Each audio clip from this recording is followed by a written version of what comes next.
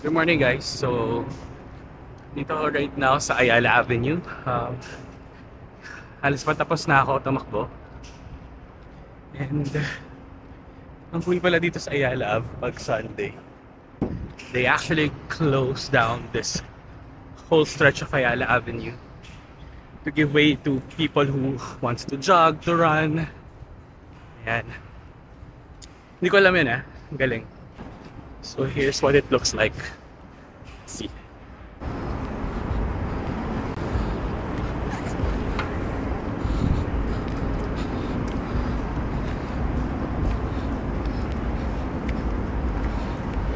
Ang goal ko for today is 15,000 steps, and right now naka 9,000 na ako.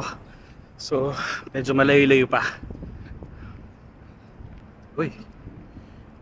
Mayroong event.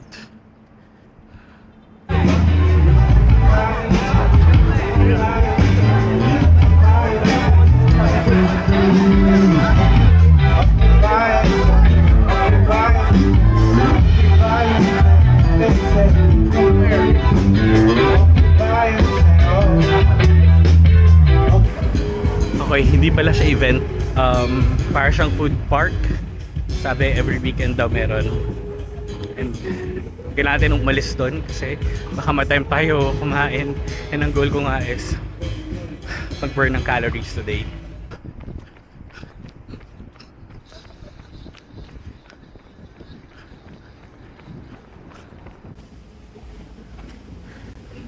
Ang ganda naman ng Starbucks dito.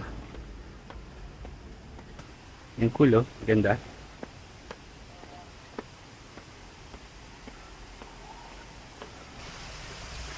But we're not gonna buy. Liquid calorie yan. So it's a no-no. But we're here to appreciate everything. So maganda lang. But we're not buying.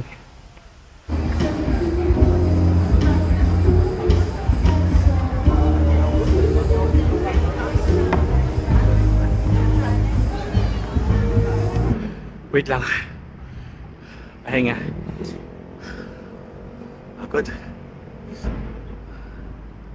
So far nakaka 11,620 steps na tayo. Na-reach naman na yung 10,000 steps na goal every day. Pero diba yung goal ko nga for today is 15,000. Pero inisip ko baka ko na lang tapusin. Dahil pagod na ako. Well, hindi naman ako pagod na pagod, pero tinatamad na rin ako mag-gym. So baka bukas kaya yung Salcedo Weekend Market. Baka kumain na lang ako. Okay, sure na. Hindi ko natatapusin yung 15,000. Pass muna ako sa gym. Tomorrow na lang. Punta na lang tayo sa Salcedo Weekend Market.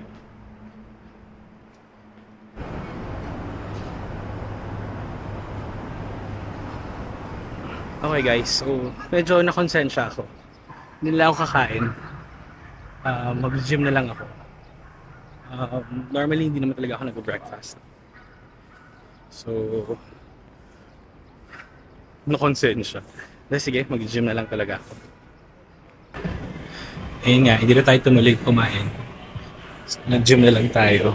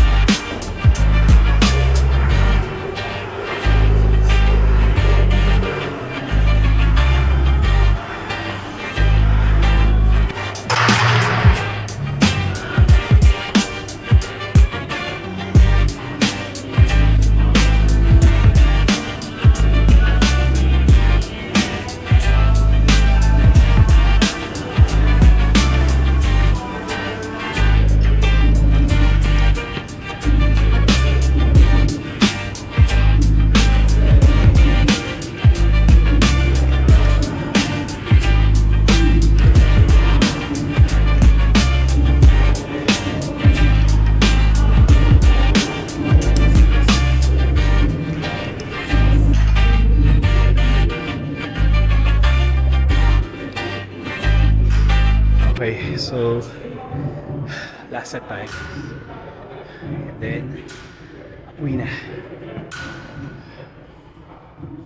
Okay, so tapos na tayo mag-workout. Uwi na tayo. Sa bahay na rin ako maliligo kasi malapit lang naman yung bahay ko dito. So, yun lang.